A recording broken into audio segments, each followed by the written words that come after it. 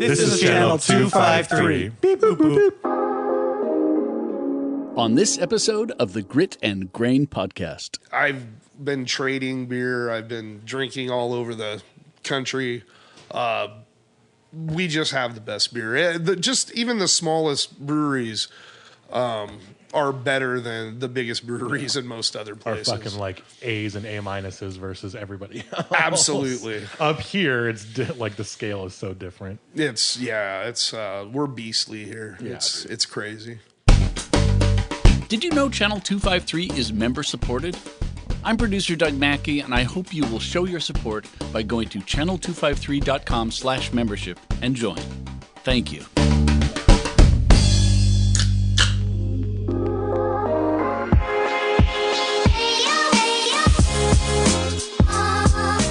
Welcome to the Grit and Grain Podcast, where we explore and celebrate the craft beer industry, community, and history in Tacoma, Washington, and surrounding Pacific Northwest areas. Thank you so much for hanging out. Let's get to it. Hi, everybody. Welcome to the Grit and Grain Podcast, coming to you guys from the historic Parkway Tavern in Tacoma, Washington. My name is Matt McLaren, here as always with Ron Swarner. Hi, Matt. How are you doing? I'm good. How are you? I'm good. Sound like you were reading that. No, I'm staring off in space. That's good. No, I'm good. It's been a nice week, and it's super hot and sunny, which is great for beer. Indeed. Yeah, thank you guys for tuning in. As always, if you're free on Wednesday afternoons, you should come and hang out at the Parkway when we record, because it's a lot of fun, and you can hang out and have beer and talk to all of us about beer nerd shit. We're going to do, we have a couple of like firsts kind of today, but this is our first repeat guest in almost a year of this podcast going on, which is awesome.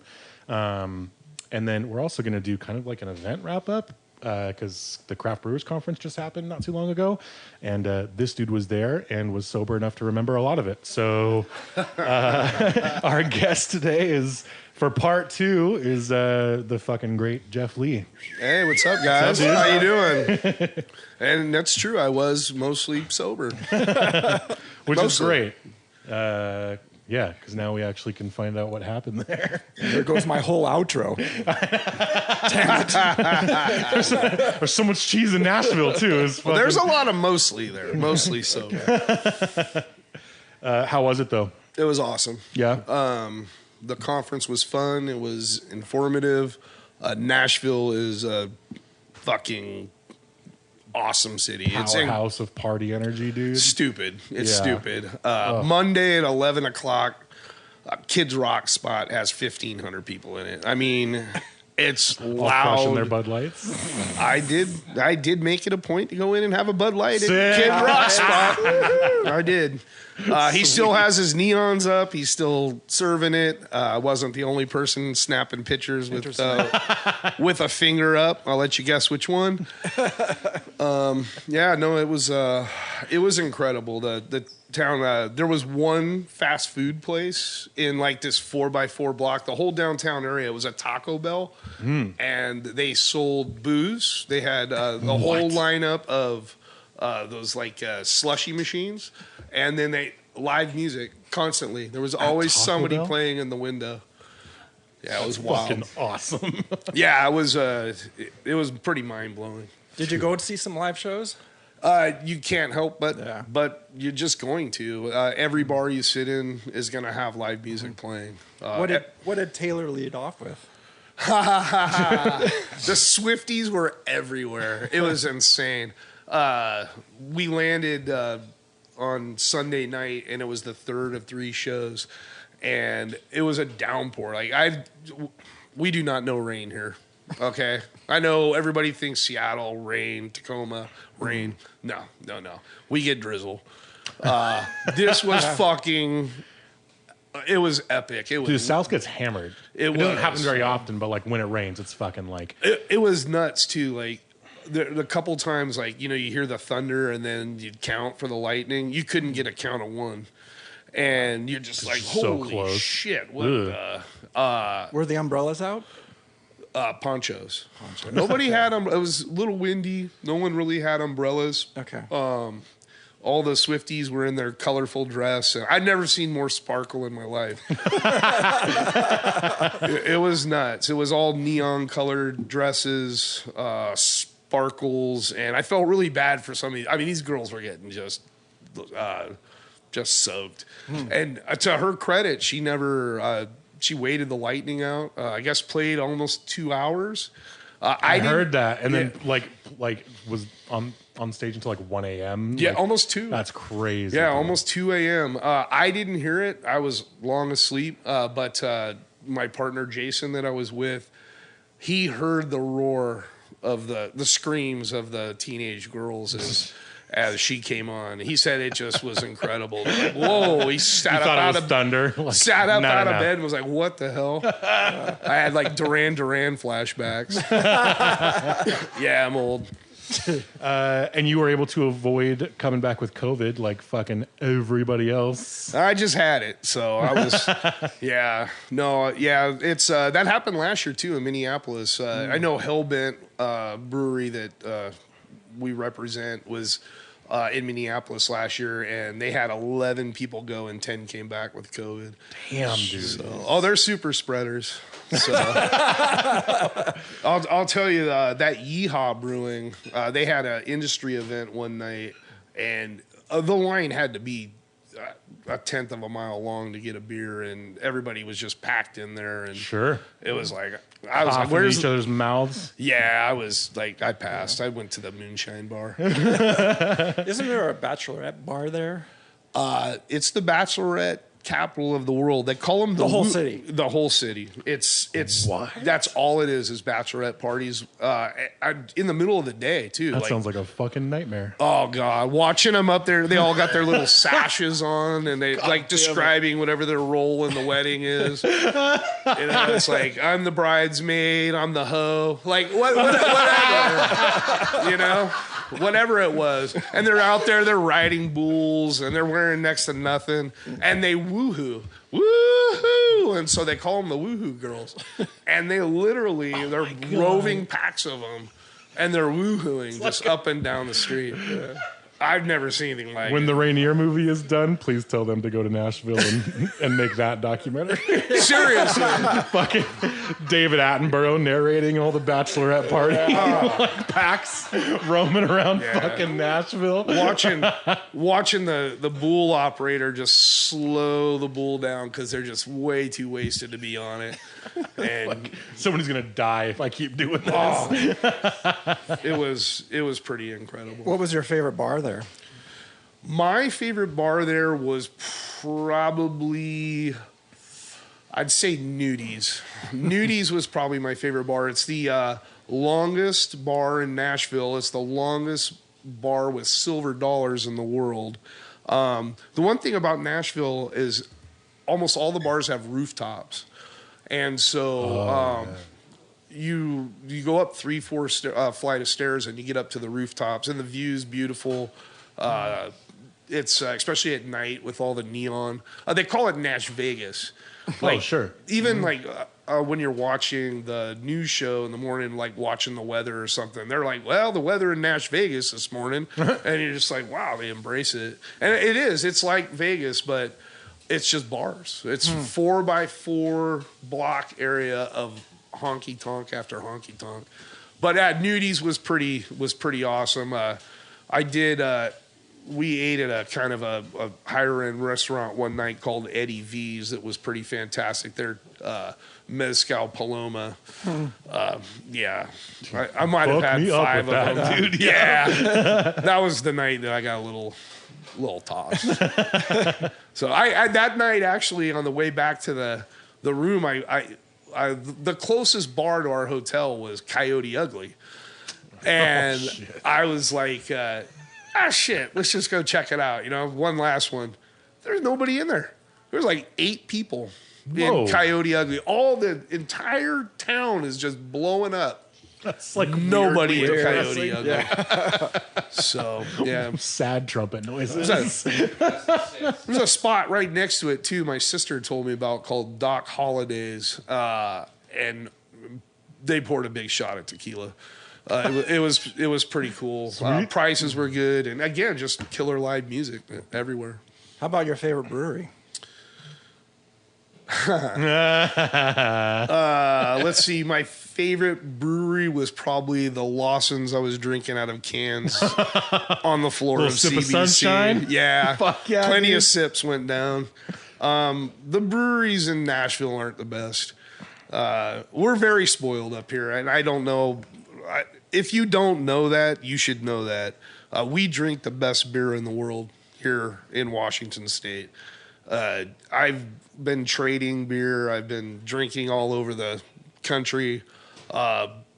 We just have the best beer. Just even the smallest breweries are better than the biggest breweries in most other Are places. fucking like A's and A minuses versus everybody else. Absolutely. Up here, it's like the scale is so different. It's we're beastly here. Yeah, It's crazy. I was talking to somebody about that because we did Corn Maze Beer Fest last year in Columbus, and it was cool because like 450 North is a huge place. It's like this giant barnyard brewery, and they're obviously famous for like their crazy slushy beers. But it's like an invite only beer fest that they do, and it's awesome. But like breweries have to come from like states and states away. Like the quality, like every area has one or two breweries that are fucking great. They excel at something. So these guys invite all these like really great beer producers over, and it's funny because when you look at like some of the local shit that we have here, like Single Hill or Chuck and Nut or Wander or somebody like that, those guys all make really outstanding beer.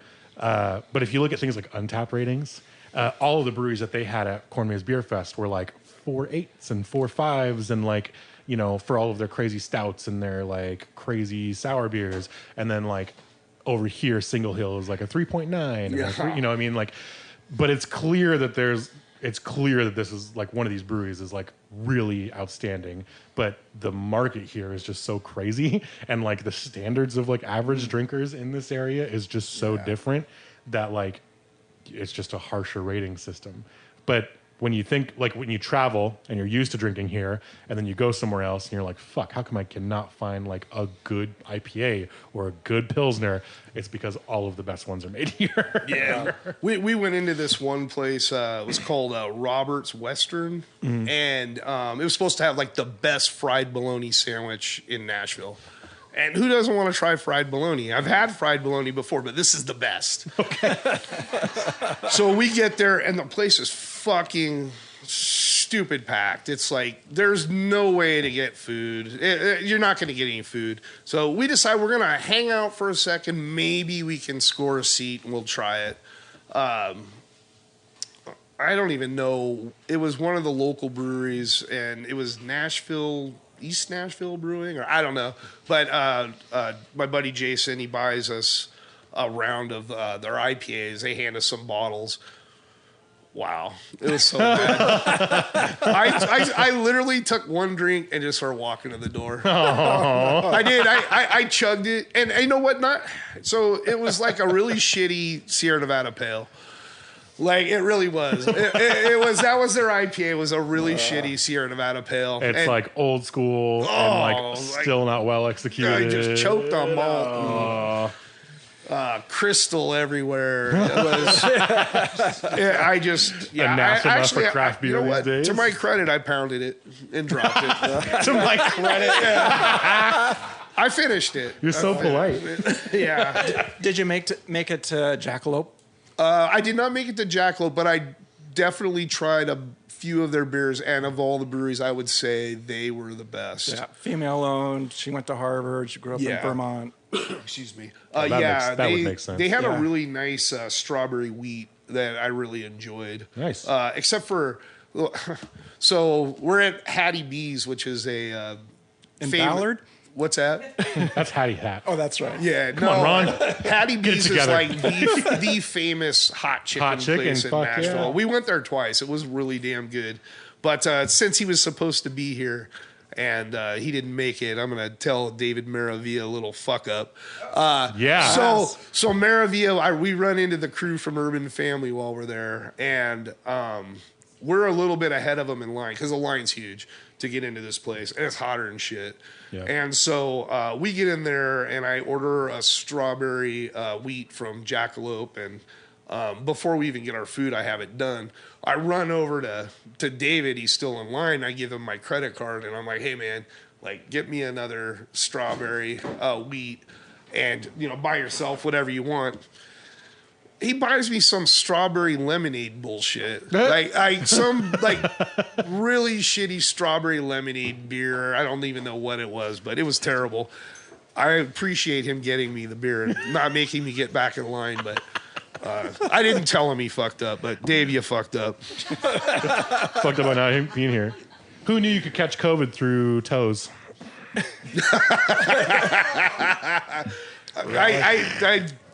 What happens in Nashville stays in Nashville. Dude, when I saw that fucking news story, I didn't like see, all I saw was the headline. I didn't see like a picture or anything, and it was just like hotel manager gets arrested for like waking somebody up sucking on their toes. And I was like, oh my God, I know so many people in hotels in Nashville this week. So I woke up to that. I had pulled Woke up to what? I woke up to that story. Yeah. To the story. And if you had seen the person who had checked me in, you may have wondered. Dude, when I popped that fucking article open, I saw that mugshot. I was like, that is exactly who I thought it was going to be. Holy shit. Yeah. It seemed like a Nashville thing. Maybe. That's their pastime. Did you go to Yazoo? I did. Again. How is it? The beers were fine. A little too packed. Gotcha. Just, yeah. It's just, I'm past the point of standing in line for shit, especially beer. Yeah, it's just not my thing. Word? Yeah. So we left. We got there and pretty much turned around and left. Yeah. So, for anybody who's listening who isn't super familiar, obviously every industry has big conferences, but CBC is kind of a big one, and it's like pretty industry focused. There's HomebrewCon, there's all kinds of stuff regionally, but CBC is like the big one where breweries come, sometimes distributors come, and the whole thing is just like updating the entire beer industry on like what's going on. There's classes, how to market your beer, there's how to brand your beer, there's economics classes, and then like the second half of the day is just like, talking to suppliers, sampling stuff that's local, sampling stuff from all over the country. And it's like a big, it's like a 3-day thing, and it's, you're going to school for a couple of days. But yeah, it's always like, I went a few years ago when I was in Denver. Ron, you said you went back in in 2015. Yeah. In Portland. So, but yeah, it travels around, and it's always a useful thing. But we were talking about this earlier, is like, it's crazy because a lot of the stuff a lot of like the advice, a lot of the news, a lot of the data is all like nationally represented. And so one of the things we talk about here is how different the Northwest is from the rest of the country when it comes to like its super dynamic beer market.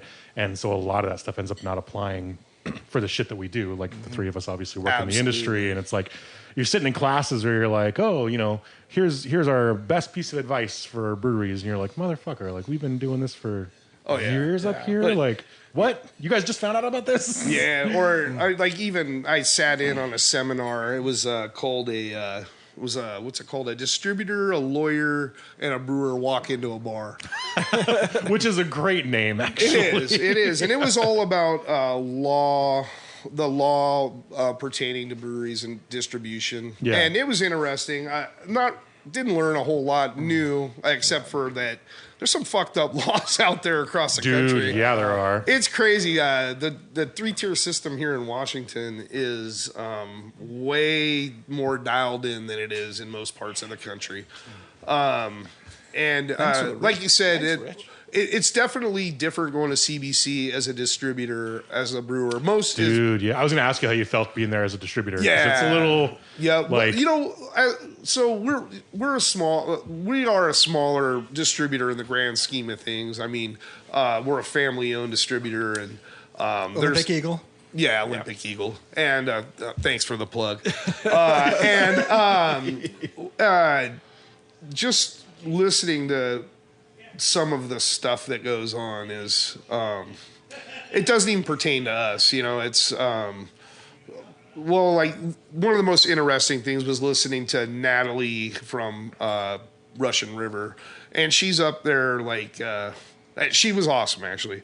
But like listening to her talk about Russian River dealing with distribution, well, Natalie, you just flex and you make your own rules. Believe me, like there's people are gonna fall over to get you in their books. Yep. So I thought maybe having somebody like her on a panel wasn't quite as realistic as having somebody from Narrows or somebody who's From really small craft trying Exactly. to break. Dude, totally. Right. Some of we were talking about the economics, the Bart Watson, the BA economist, doing his talk, and like it's crazy how, I mean, some of his data obviously is great, for a snapshot of what's going on.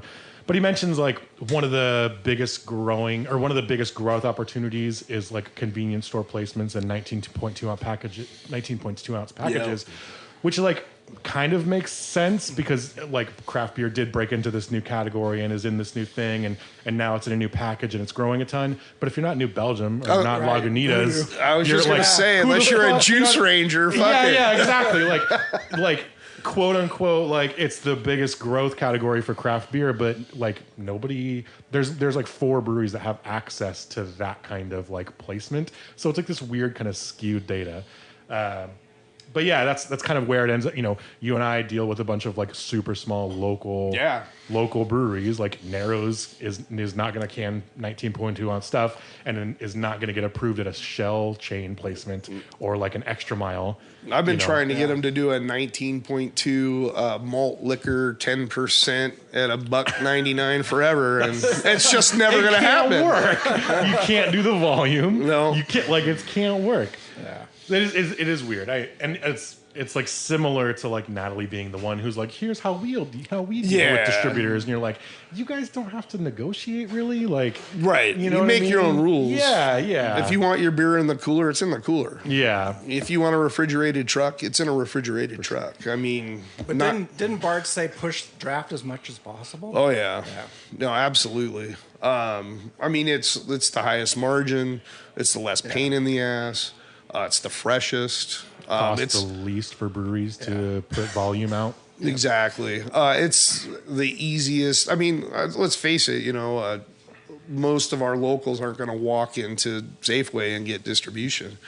And even at a place like Peaks and Pints, you're not going to push massive package volume, and that's what a lot of these big breweries. It's all package volume. It's like when you have to have, when you're that local, you have to have that relationship with your local bars selling draft. And if you don't, it's, we're starting to see even some of our smaller supplier partners even start to maybe push away from package a little bit, at least to doing it less frequently. Interesting.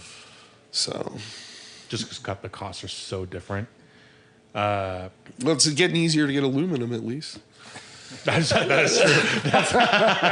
I know. That was one of the things too, is like aluminum costs going down, but malt's going up. Yeah.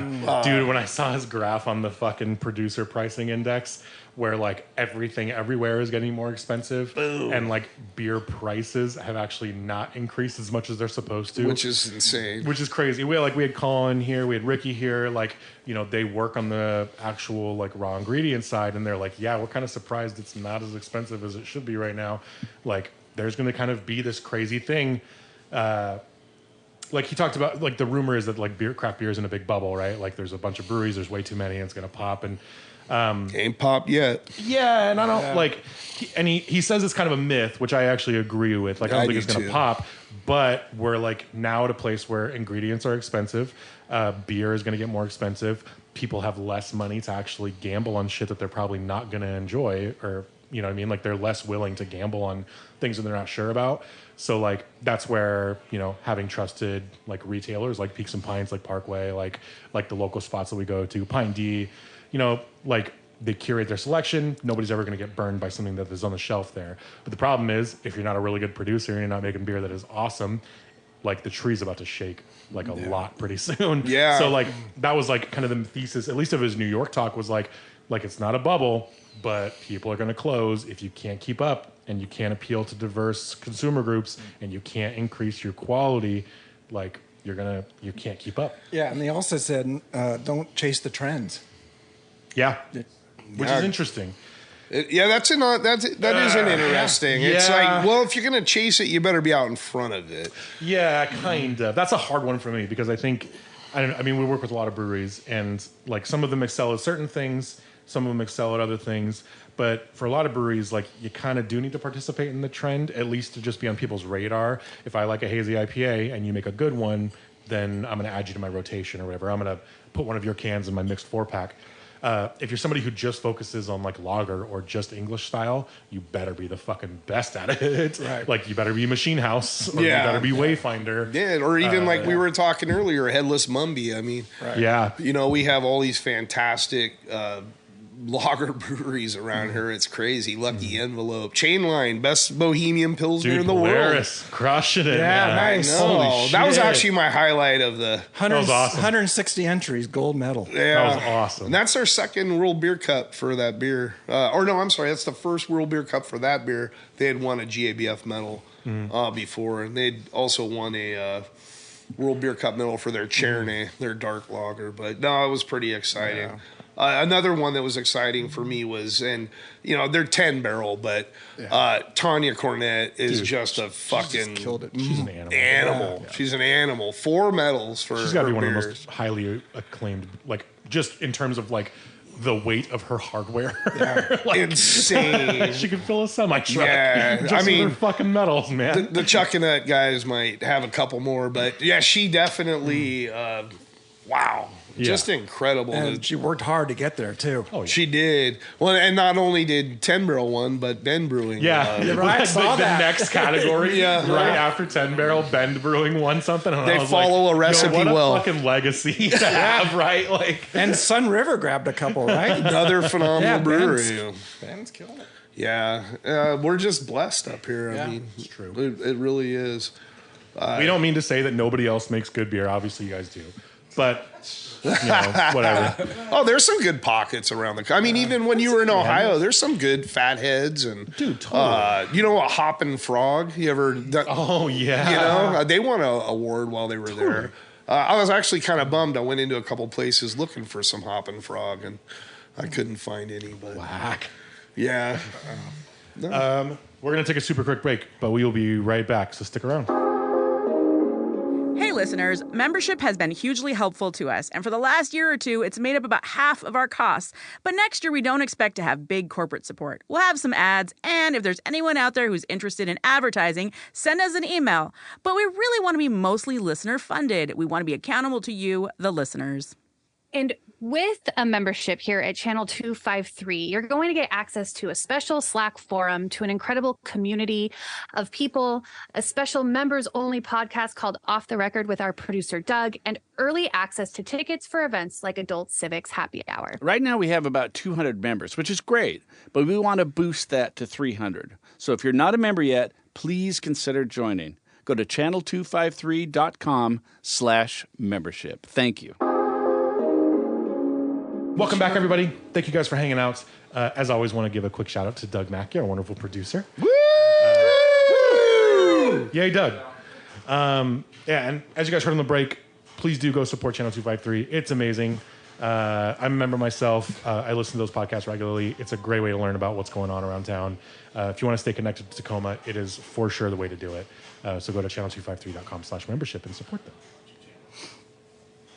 Speaking of what's going on. Yeah, what is going on? Rainier Growlers is hosting a comedy night Friday featuring Puyallup native metalhead and hill hiker Luke Severide, plus Greg Belcher and Bernice Larson, and plus heckling from Rainier Growler manager Ben Chase. and Mike probably. Yeah, totally. And Seven Seas is also doing the comedy night the same Friday night. Dude, comedy night and beer is that's the thing this year, man. It's become a thing. That's what's up. Yeah. Ben actually kind of started it. He totally did. Yeah. And bingo. He brought bingo back Tuesdays. Dude, their bingo is hot as fuck, man. It's so much fun. And the Gig Harbor Beer Fest is Saturday, noon to 5. Same place there in Uptown. Go stand in lines, roast your balls off, and get 4 ounces of beer. Woo! Sounds like a great time. Ringing endorsement. Oh, I mean, yeah, it's gonna be fun. I think Deep Draft is going to be there if you guys want to try some banging fucking old world lagers. Speaking of like a super underrated brewery that could make it anywhere in the country. Deep Draft. I mean, he's like brewing out of a barn back behind a barbecue place. Yeah. And Yep. is it George? Michael Caprick. Okay. Yeah. George works there. He's I believe was an owner, but still hangs out. But He's a good old Michael boy. Caprick was the dude who used to work at Thomas Kemper and just fucking crushes his lagers, man. Oh, Wednesday at Cascades, they're doing the release party for Narrows Brewing, Scooters, Skateboards, and Broken Hearts.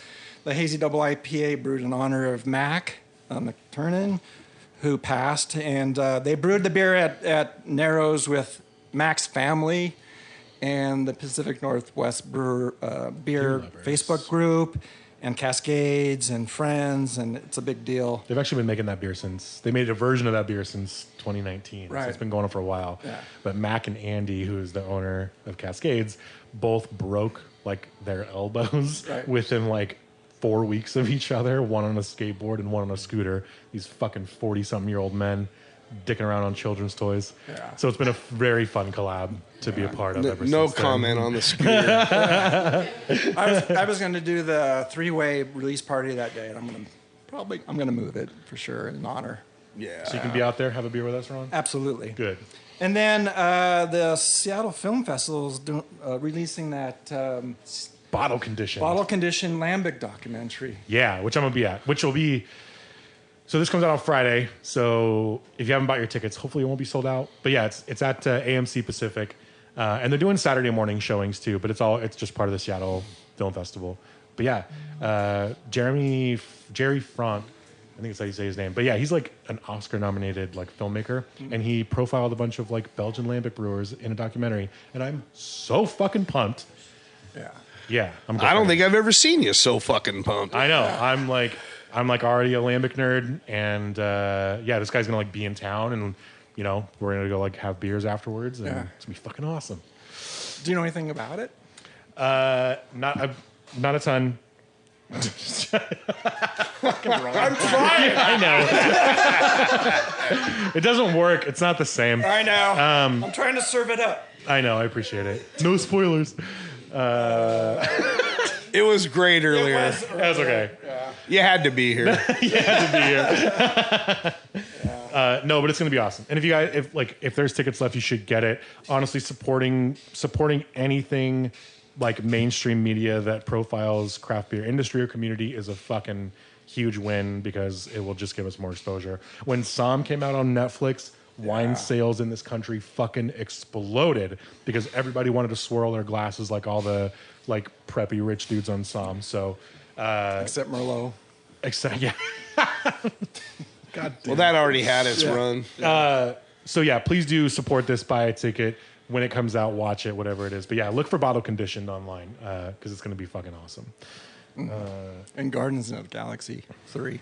Oh yeah, Friday night at the Blue Mouse. You'll be at Guardians and I'll be at Bottle Conditioned. Yeah. I can't wait. I'm super excited. I can't dodge spoilers any longer. I'm not going to say it. I'm not going to gotta do it. Yeah, but that's twice. I'm not going to say it. Cool thing about lambic documentaries is you want spoilers. There it is. We teed it up again. I know. It's the dumbest thing I've ever said. Wait. You had to be here. It's painful. This is why we're the worst at this. Yeah. Back to If worst, serious you business, mean guys. best. Also, what are we drinking? Oh shit! I got 3 in front of me. I got a Heidelberg. I got a 2022 Suge Knight, and then something hazy, juicy, and delicious. Yeah. Oh, it's Fort George. Oh, the Is Fort it George. beta? It's delicious. It's the last beta before 3-way next week. Oh, nice. There's a lot of hype behind 3-way, and there's been a couple in the last few years that were okay. This is really good. Yeah. I'm a fan. They're releasing it this weekend at the Lupulin Fest at Fort George. Yeah, That's speaking of tasty. events. Yeah. Forgot about that one. I wanted to talk more about Bart's talk, just because there was so much going on at CBC this year. We were just talking about the fact that obviously Tennessee and a few other states are under a bit of fire. They're passing laws that are widely considered to be anti-trans or exclusionary in nature, and the craft beer world is very much trying to push to be more inclusive, which kind of created quite a bit of friction with a lot of attendees at CBC, because it is an industry and a community that we want everybody to feel comfortable in and be a part of. But when you're hosted in a state that is passing laws like that, it's going to create some issues. And the organizers have stayed relatively silent on this, or completely silent, which has been a huge issue for people. But honestly, the reason why it ties in, weirdly, is because a huge part of Bart's talk was about craft beer sort of not targeting diverse consumer groups, which is a huge chunk of why craft beer is losing market share to things like premixed cocktails or RTDs, or just the wine and liquor industry in general. And it's kind of crazy how much it ties in, but it was a huge chunk of his talk, is we're losing market share for all these reasons, but not the least of which is a very monotone audience. Oh yeah, he was pretty emphatic about getting away from the 25 to 55-year-old bearded male. Yeah, and I mean the numbers that he showed up on his slideshow were pretty incredible. It's all people of color and women that are growing as consumer groups. Yeah, as consumers that are growing craft right now. I mean, we've been pretty flat for a while. Beer as a whole and craft has been up here for a long time, and it's the first time that we've faced any type of negative numbers or anything. And which is indicative of the end of a 50-year boom, pretty much. Yeah, which is it's crazy to think about, because and in Washington there's a lot of it's still pretty white male. Obviously, this fucking podcast is there's a couple of us here of anything. Yeah. But we're lucky to have a bunch of women in this industry here, and but craft beer hasn't been in this 50-year boom, and nobody's had to think about anything. Nobody's even had to consider that diverse consumer groups is a thing you have to think about. And now that the attrition is starting, they're like, holy fuck. Yeah, he really emphasized also about your local tap room, brew pub is embracing this. Yeah, embracing community. Yeah, diversity. I mean, it's a hot button topic, and it's actually scary to talk about. I mean, we've seen what happened with Bud Light. Right. I've seen it personally. I know. Yeah, how's that been? Holy fuck, dude. It hasn't been pretty.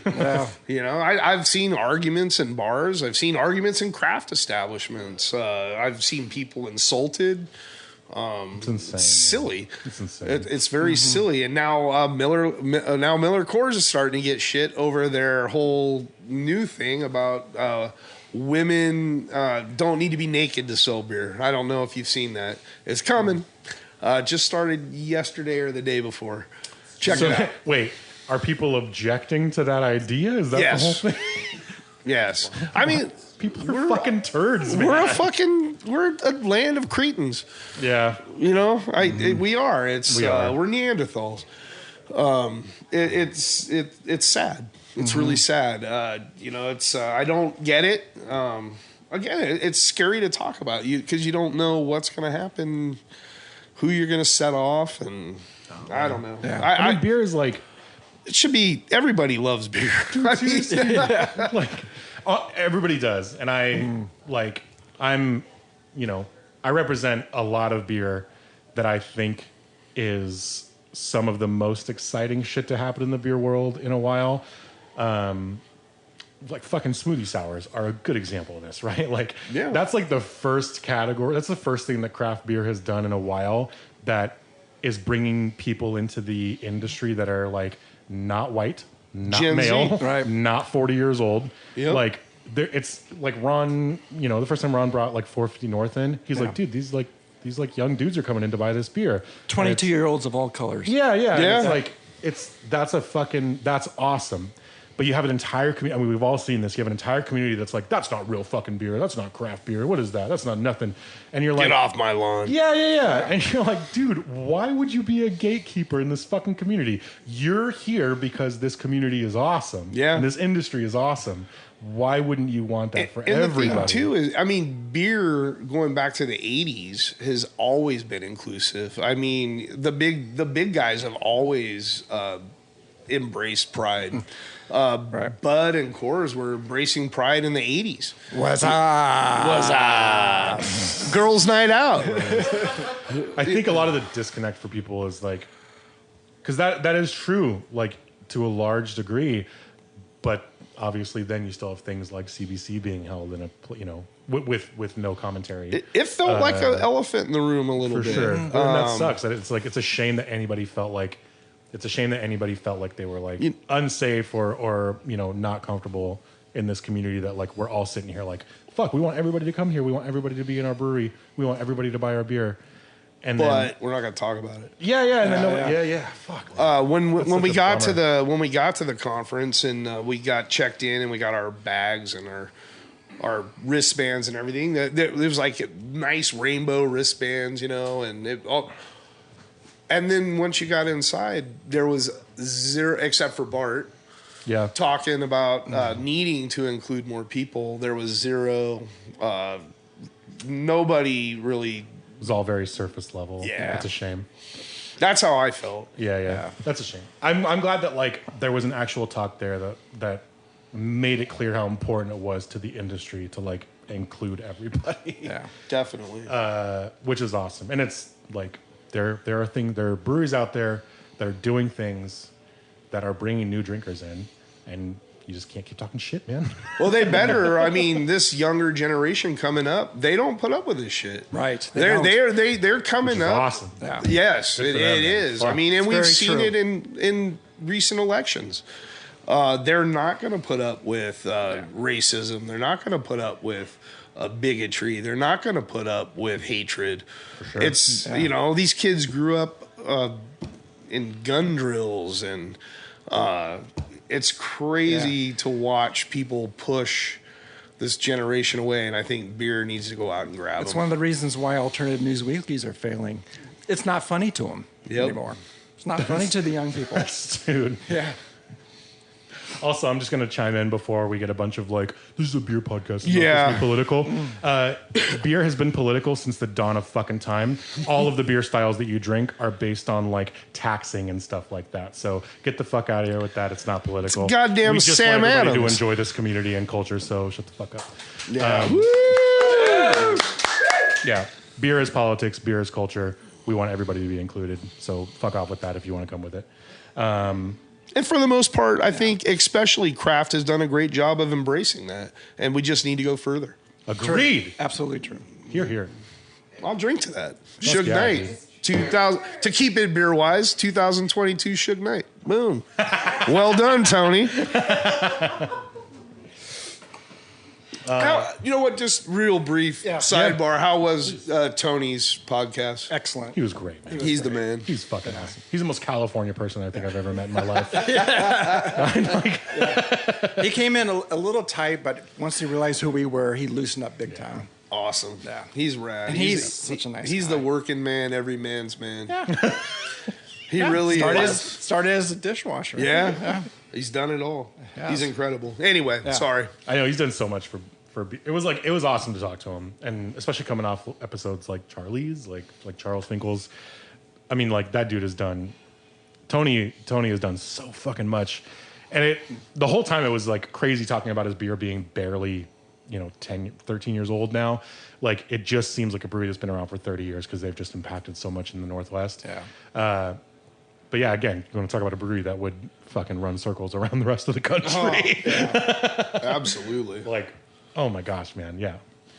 You know what was another kind of interesting thing is just getting back to what I do and with the distribution was the first time that I had seen.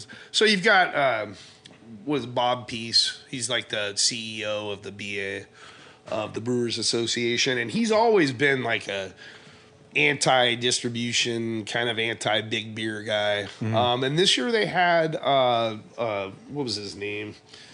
Craig Purser from the Beer Wholesalers Alliance. Tell me this. This is crazy. Yeah, and I mean, they actually talked about collaborating on getting something together with the National Wholesalers Alliance and craft beer and starting to work together. What's the thesis there? They're afraid of liquor. They're it's afraid of literally liquor. just a fight against liquor. It's a battle. You know, that they talked a lot about the long game that the liquor lobby has been playing, about how for years now they've been working on lowering taxes on spirits. And right now the salvo is the RTDs. And so, I mean, RTDs is eating our ass right now. I mean, it's... Well, And not in the good way. No. Cideries are putting out some apple wine cocktails. And I delicious. heard you had a couple today. I did. Rep brought in 10 of them, and I had to try them all. You guys want to know about beer history? 20%. Yeah, one of my cideries, Elemental, just did one also, and it was phenomenal. It was a margarita, and it tasted like a damn margarita. And it wasn't quite 20%, but it was up there at 13. Same with Two Towns. It's delicious. $2.50 for their fucking pre-mixed like apple wine cocktails, and they're so good. That's so good. Insane. Yeah. But that's it. You know, that's the kind of stuff that we're going to have to do to fight liquor. I mean, liquor, wine, I mean, seltzer's kind of died a little. Yeah. But it's taking a big chunk out of beer. And that's what these kids are doing. They're going after more spirits. They're going after more wine. And we need to go out there and, you know, This means every brewer needs to make a TikTok account today. Right. You know, I've never TikToked. That's fine. It's probably okay. I've never TikToked. I've wanted to a few times because to look at a couple videos, I would have had a TikTok account, but mostly baseball card shit. Yeah, I've never done a TikTok. I guess I'm old. Time to start, man. Yeah. Yeah, no, you're right. Yeah, everybody's doing it. Yeah. That's the whole thesis of this podcast episode. Yeah. Everybody started TikTok. You know, and one other thing, too, is before this ends, a shout out to Ben Edmonds at Breakside. Ben got the Innovator Award that they give out every year. And what an incredible job he's done down in Oregon. I mean, Breakside has just turned into a institution in our world. They've got incredible... they do every style perfectly. Yeah, so fucking well. Yeah, Mike from Grains of Wrath couldn't say enough good things about him. Yeah. Speaking of another killer brewery. Yeah. They wanted... We're so spoiled. Two medals, Two right? medals. Yeah. Nice job, and Mike. I mean, these aren't freaking SIP awards. These aren't fucking like Washington. No offense to the Washington Beer Festival or the Father's Day Festival. These are goddamn World Beer Cup. Yeah. I mean, this is the best beer in the world. There's 55 countries that are putting beers into these events, and when you're winning these awards, you are the best of the best. It's I look at people's awards that they win sometimes, and it's like, okay, there was 11 entries in the Rye Porter. Fair? Yeah, Fuck out of here. you got 11 entries in the Rye Porter. I mean, all these, you've got a couple hundred, 180 in the Bohemian Pilsner that Chainline won. Chucking that 400 in the IPA categories. Incredible amount. So it's an incredible competition to win. I'm actually going to give a separate shout out before we go to Alex Kidd, who a lot of you guys actually probably know as Don't Drink Beer. But if you are following that guy's fucking social media, I saw it today. Randomly wound up in the hospital with abdominal pains, and then was immediately diagnosed with stage 4 cancer. Oh, you're fucking kidding me. Yeah, one of the most, if you want to talk about somebody who is trying to translate the contemporary beer world into language that Gen Z understands, probably nobody does it as well as Don't Drink Beer does. He's funny. He's very no holds barred about commentary on the industry, and he highlights breweries that just do a good job, that have no other. The dude just translates everything so well into contemporary media. And yeah, if you do not follow Don't Drink Beer, you certainly should. There's a GoFundMe up to help him, with all of these costs, because obviously that's a shitty journey to have to start out of nowhere. But yeah, shout outs to Alex and to his social media pages, Don't Drink Beer, because they're fucking awesome. And we've talked about it here before, but yeah, wow. Man, Thanks for bringing that up. for sure. I Go support actually that guy. have had a lot of way back in the day to say encounters with Alex on Beer Advocate before he was Don't Drink Beer. Before he was He's a great guy. Wow, that's too bad. It is. Too bad. But yeah, go support that guy. Go check out his GoFundMe. Help him out if you can. Wow. All right, Grit and Grainers, email us at cheers@gritandgrainpodcast.com with your comments, opinions, and guesses if these are Taylor Swift songs she performed at the Nissan Stadium in Nashville during the Craft Brewers Conference, or text Jeff Lee sent to the Brewers Association during CBC. You need to calm down. Distribute this. Don't blame me. Something smells funky at Wazoo. Look what you made me do. Found a jackalope drinking buddy. Bearded Iris gave me a pep talk. Shake it off. And of course, karma. We read and drink everything we receive, and we try to respond as quickly as can. If not online, then on air. You can subscribe to Grit and Grain on Amazon, Apple Music, Spotify, Google Play, iHeartRadio, and Stitcher. And please leave us a review. Also check us out at Channel 253 Douglas and gritandgrainpodcast.com. Be sure to follow us on Facebook, Instagram, and Twitter for episode notes, beer news, and short story ideas for budding writers, because the Grit and Grain can offer the premium old ale for your creative Jones and deliver a hero for your stories, such as, let's call him Jeff, who loves beer and head cheese and jumping off dangerous bridges and lazy boy sweaters and single-breasted Cyclops barley wine drinking jackets and hopefully long erratic paragraphs with insufficient punctuation and then place Jeff in a city such as Nashville for Nashvegas shenanigans and woo girls and lime scooter rides to the Parthenon and apple pie shines at Tootsie's Orchard Lounge before returning home to, say, Tacoma and sleep for 24 hours straight. Does something like that sound like a good story idea? I mean, obviously. If this podcast is what you expected, if this podcast is not what you expected. Oh, man. That's close. Please alter your expectations. How do you know the toothbrush was invented in Tennessee? If it was invented anywhere else, it would have been called a teeth brush.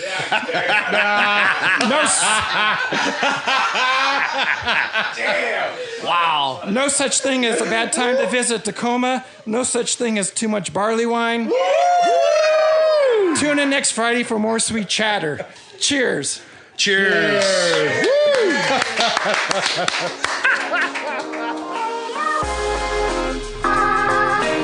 Thanks again for tuning in. Don't forget to follow us at Grit and Grain Podcast wherever you get your social media and catch new episodes every Friday. Cheers.